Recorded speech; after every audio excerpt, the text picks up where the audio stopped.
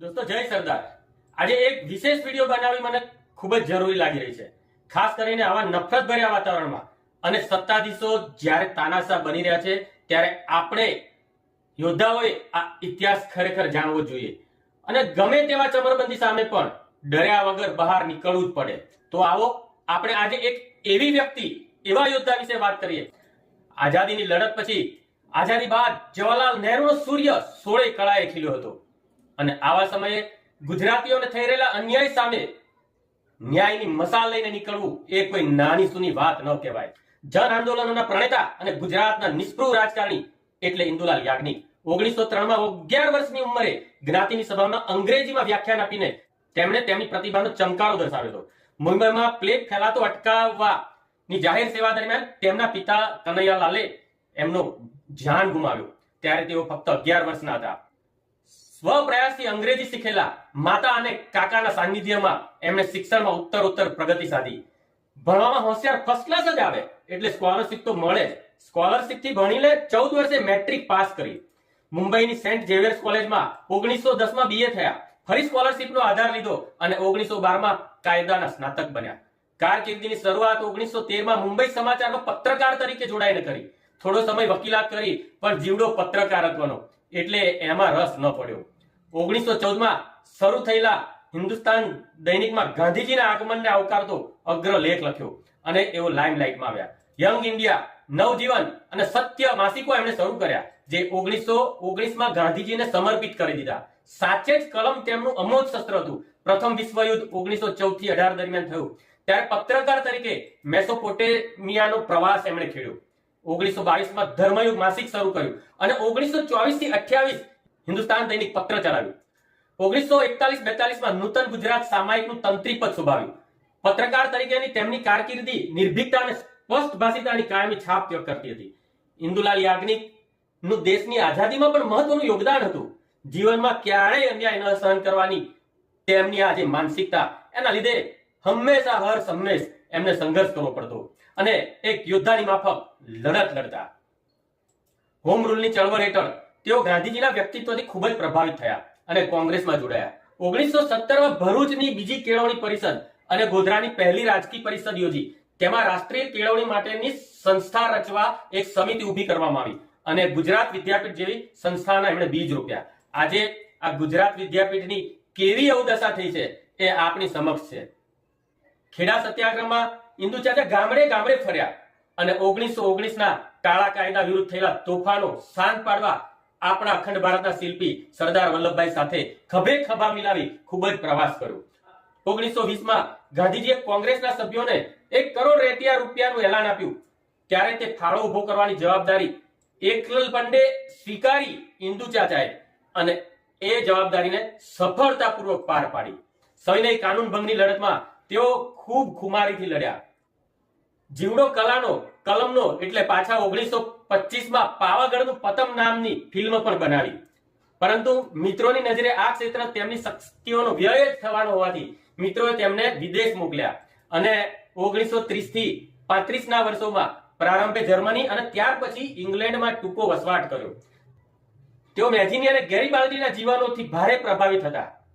ઇંગ્લેન્ડમાં થોડો સમય આયર્લેન્ડની સ્વતંત્રતાના પ્રચંડ સમર્થક ધ વેલેરા સાથે પણ એમણે કામ કર્યું. 1935માં ભારત આવ્યા અને સ્વાતંત્ર્યની લડતના ભાગરૂપે તેઓ ખેડૂતો સાથે જોડાયા. 1943માં હરિજનો અને આદિવાસીઓના વિકાસ માટે 4 આશ્રમો શરૂ કર્યા, જેમાંનો એક વાત્રક તટે અમદાવાદ નજીક આવેલા નેનપુર ગામે હતો. ત્યાં સતત 12 વર્ષ સુધી સેવાકીય પ્રવૃત્તિઓમાં તેઓ પરોવાયેલા રહેલા. આઝાદીની લડત બાદ મોસ્કો અને વિયેનાનો પ્રવાસ કર્યો. સામ્યવાદી વિચારધારાથી તેઓ ખૂબ જ પ્રભાવિત હતા અને ગરીબો માટે કામ કરવાના નિર્ધાર એમનો પાક્કો હતો.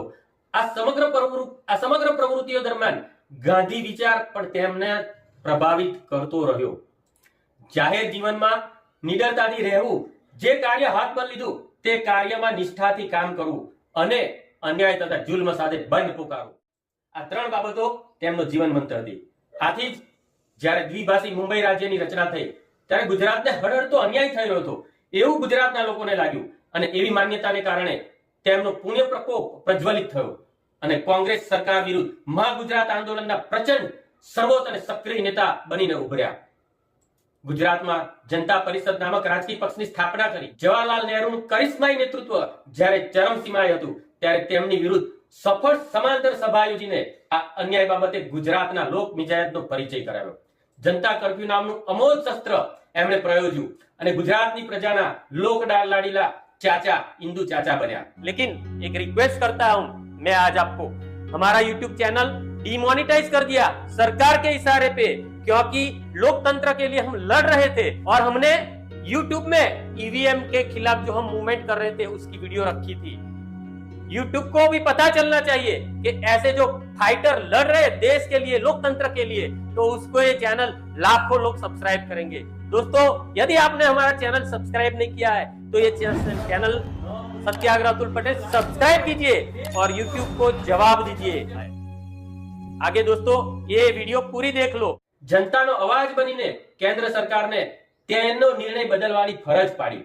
ગુજરાતના અલગ રાજ્યની જ્યારે રચના થઈ ત્યારે ગાંધીના સાચા વારસદારને શોભે તેમ તેમણે નિષ્પૃહ બની કોઈ પણ પ્રકારનો રાજકીય હોદ્દો ના સ્વીકાર્યો. ફિકરની ફાંકી ફાંકે તે ફકીરનું જીવન જીવનાર આ નેતાએ ક્યારેય કોઈ સરકારી હોદ્દો ધારણ ન કર્યો. ક્યાં ઇન્દુ ચાચા અને ક્યાં આજના આપણા પ્રધાન સેવક કે જે ઝોલા લેકે આયા હું, ઝોલા લેકે ચલા જાઉંગાનું સૂત્ર આપીને દેશને આજે ફકીર બનાવી રહ્યા છે.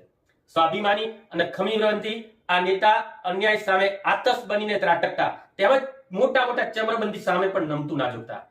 ચા ચણા અને ચવાણા પર નભી નોકરી અને ઘર સંસારથી સદાય દૂર રહી 1957, 62, 67 અને 72 માં 4 વખત સંસદ રહ્યા. ઇન્દુલાલની કલમે લખાયેલા આત્મકથાના જીવન વિકાસ 1955, ગુજરાતમાં નવજીવન 1955, કારાવાસ 1956, જીવન સંગ્રામ 1969, કિસાન કથા 1971 અને છેલ્લા બહેન 1973 એ શીર્ષકોથી 6 ભાગ એમણે પ્રકાશિત કર્યા, જેના માટે તેમને નર્મદ સુવર્ણ ચંદ્રક પણ પ્રાપ્ત થયો હતો. વળી તેમણે અન્ય પુસ્તકો પણ લખ્યા. જીવનના અંતિમ તબક્કે તેમણે લગભગ 80 દિવસ સુધી મૃત્યુ સામે ઝઝૂમી અને જીંક લીધી હતી. તેઓ જીવનભર સાચા યોદ્ધા બનીને રહ્યા. આવા હતા આપણા ઇન્દુ ચાચા, સાચા કોંગ્રેસી વિચારધારાવાળા. તેમણે પૃથ્વીલોકથી 17 જુલાઈ 1972 ના રોજ વિદાય લીધી. આવા હતા આપણા ઇન્દુ ચાચા અને આજે એમનો જન્મદિવસ, આજે એમને શ્રદ્ધાસુમન. અને ચરોતરના મિત્રોને તો ખાસ વિનંતી કે આ ઇન્દુ ચાચા એટલે આપણા ચરોતરનું રતન અને આપણી ફરજ આવે કે આપણે પણ હવે બહાર નીકળવું પડશે. અતુલ પટેલના વંદે સ્વરાજ. सरदार